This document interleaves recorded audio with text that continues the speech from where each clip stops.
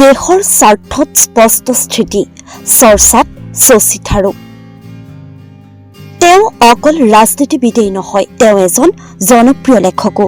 ইতিহাস, গণতন্ত্ৰ, সমাজক্ৰান্তিক বহু গ্ৰন্থৰ লেখক তেওঁ।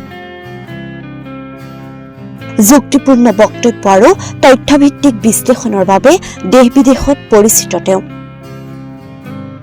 শশী থাৰুৰ সকলোৰে দৃষ্টি আকৰ্ষণ কৰিব পৰা এজন ব্যক্তি।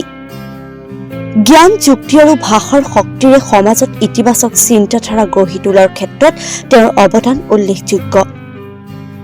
তেওঁৰ জীৱন আৰু কৰ্ম সকলোৰে বাবেই প্ৰেৰণাদায়ক। তেওঁ বৰ্তমান ভাৰতৰ এজন সুপৰিচিত ৰাজনীতিবিদ, লগতে এজন সুদক্ষ লেখক। প্ৰায় ৩ দশক ধৰি তেওঁ ৰাষ্ট্ৰসংঘৰ বিভিন্ন দায়িত্ব পালন কৰাৰ পিছত ভাৰতীয় ৰাজনীতিত যোগদান কৰে। বৰ্তমান তেওঁ কেৰালাৰ তিৰুৱনন্তপুৰম লোকসভা সমষ্টিৰ সাংসদ। তেওঁ যেন এতিয়া বহুতৰে বাবে প্ৰেৰণাৰ উৎস। News desk, D news.